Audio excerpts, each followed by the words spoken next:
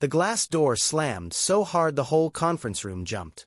Two security guards in dark suits stormed past the executives, past the managers, straight to the quiet intern holding files against her chest. Lina Okoye froze. Daniel Carter, the man who had mocked her for 3 years, laughed out loud. "You boys lost?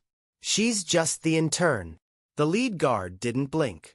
"Miss Lina Okoye, the chairman is ready for you."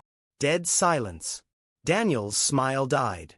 "Of course he is," he sneered. "Maybe she's bringing him coffee." A few nervous laughs. But Lina didn't smile. She simply nodded, turned, and walked out, guards flanking her like royalty. Daniel sat back down, shaking his head. He had no idea that in the next 60 minutes, the woman he had broken for 3 years was about to own his entire world. How does a powerless intern become the secret billionaire investor who can destroy her bully with one sentence? Stick around. Because what happens next will have you glued to the screen. 3 years earlier, Lina stood outside Hargrove Capital, staring at her internship acceptance email, hands shaking with hope. This place was supposed to change her life. She had no idea it would almost destroy her first. Inside, glass walls, soft carpets, people rushing with $1,000 watches. She tried to stay invisible. A cold voice behind her. "You're blocking the entrance." Daniel Carter looked her up and down.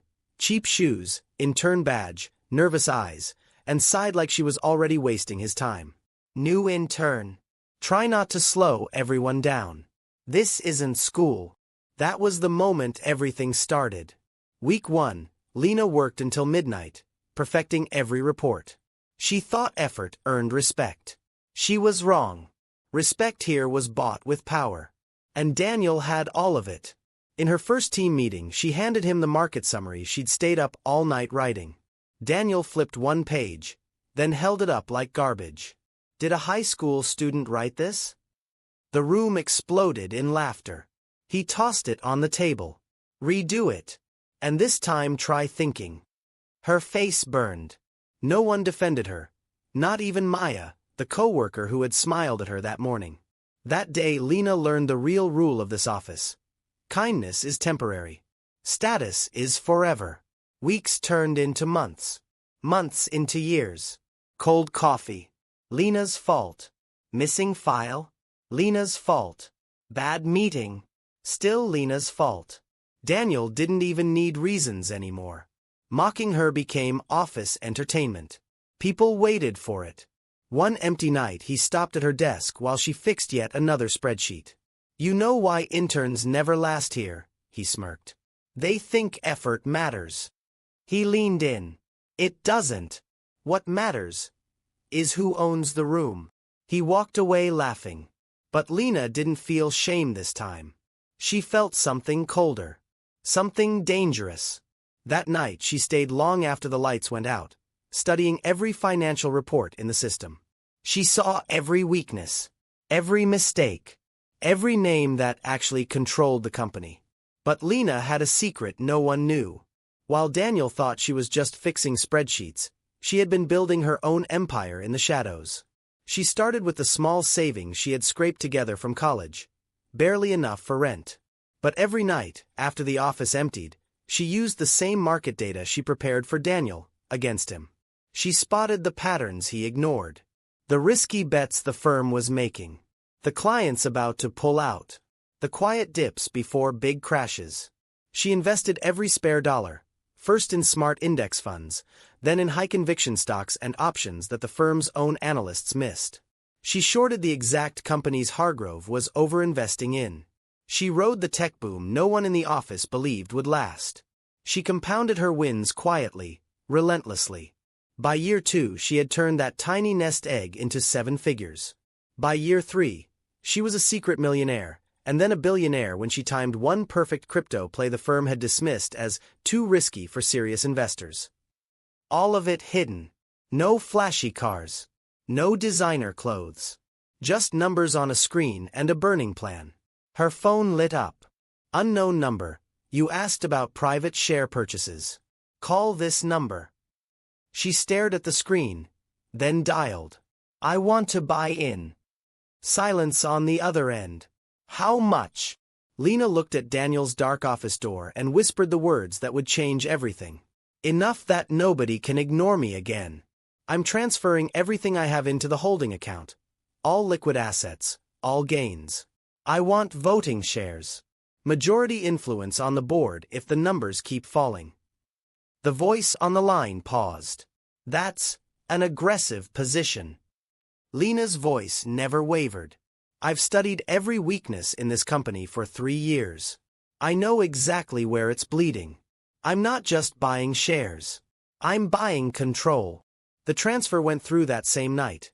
Anonymous, clean, unstoppable. If this story already has you hooked, smash that like button and subscribe, because the first person who's about to regret everything is Daniel Carter. The next morning, nothing looked different. That was exactly how Lina wanted it. Daniel still snapped his fingers at her like she was furniture. Still humiliated her in meetings. Still told her she'd never belong. But every time he mocked her, Lina smiled on the inside. Because the shares were already hers. The transfer had gone through. And Mr. Hargrove, the chairman, now wanted to meet the mysterious new investor, in person. That night in the chairman's office, Hargrove turned slowly from the window. "You're the intern." "Yes." He laughed once, shocked. "You bought shares in my company. With what money?" "My own," she said calmly. "Every dollar I made trading the very market signals your managers ignored. While Daniel laughed at my reports, I was using them to build my position. Quietly, patiently, until I owned enough to matter." Hargrove studied her like a puzzle. "Why?" Lina's voice turned ice-cold. "Because people here only listen to power. And I want them to regret not listening before." Hargrove nodded slowly. "You remind me of myself when I was younger." He paused. "That's not a compliment." Then he dropped the bomb. "There's a board review next month. The company is on thin ice. If investors push, people lose their jobs." Lina's eyes never left his. "Which people?" He looked straight at her. "Managers. Directors. Anyone without protection." Daniel's face flashed in her mind. Good. The next week the office started cracking. Another lost client. Red numbers everywhere. Emergency board review called. Daniel was sweating. He could feel control slipping but still treated Lina like dirt in front of everyone. "You're not needed today," he snapped, dropping files on her desk. "Interns stay out of the way." But Lina just smiled calmly.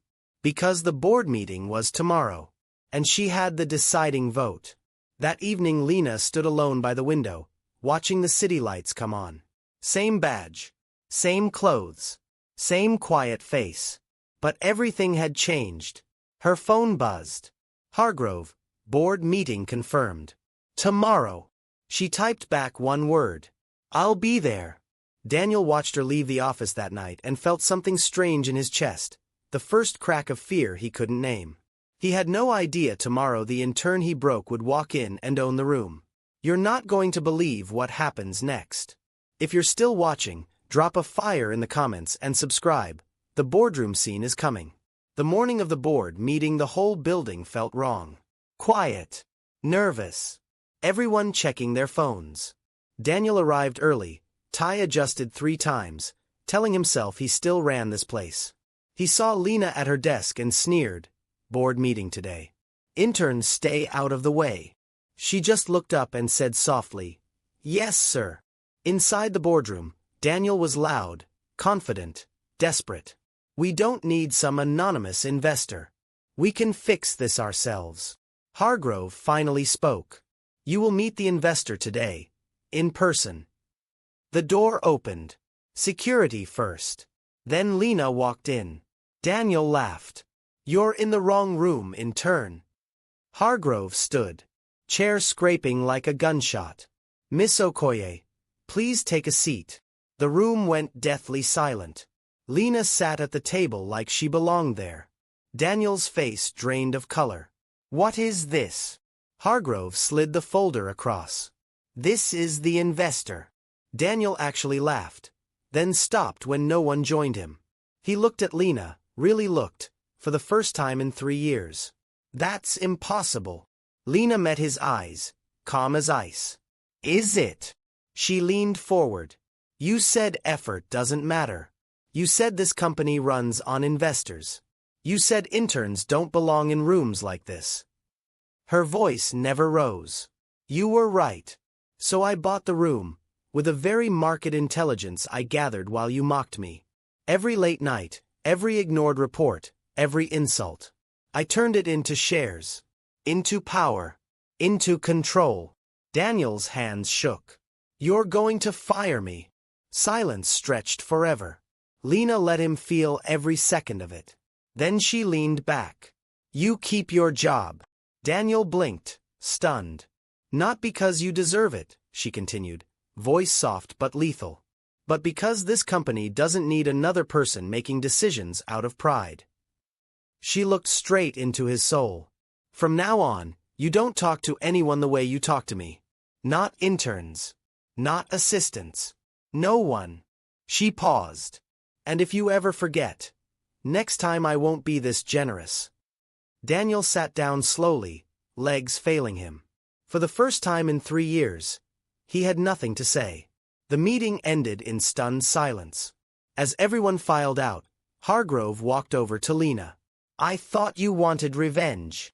She looked at the empty chair where Daniel had sat. I did. Turns out watching him realize he never had power was enough. She picked up her bag and walked toward the door. Then she stopped and said quietly, treat people like they matter, before the day comes when they do. She stepped out of the boardroom. Everyone moved out of her way. No one laughed. No one spoke. Because the intern they mocked for years was now the one who owned the room. If you made it to the end, hit like, subscribe, and comment below. If you had the power to destroy someone who humiliated you for years, would you show mercy, or would you make them regret ever knowing your name? Drop your answer. I read every single one. See you in the next story.